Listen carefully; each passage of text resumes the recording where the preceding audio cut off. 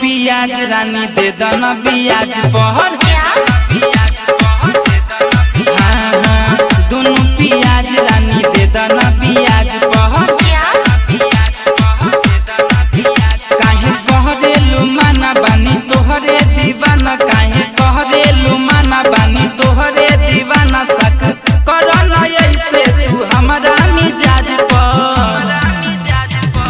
दोनों पियाज रानी दे दना पियाज पर दोनों पियाज रानी दे दना पियाज पर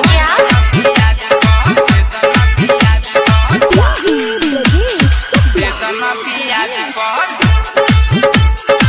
दोनों पियाज रानी दे दना पियाज पर रिकॉर्डिंग स्टूडियो राजगीर गजब कमरिया मारे हिलोरा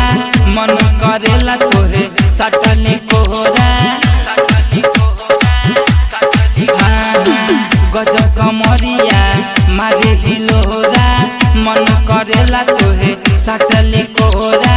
काहे सतावतारू भीड़ी ना आवतारू मिले या जाइब तोहरे कहीं आवाज पर दोनों पियाज रानी दे दना पियाज पहर दोनों पियाज रानी दे दना पियाज पहर दे दना पियाज पहर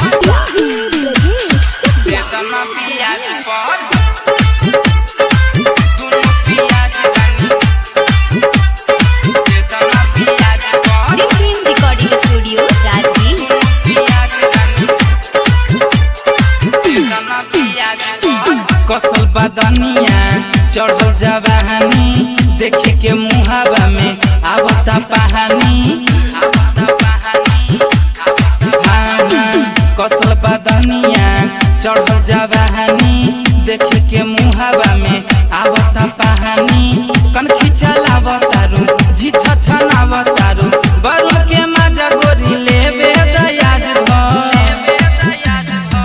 दोनों पियाज रानी दे दना पियाज पहर दोनों पियाज रानी दे दना पियाज पहर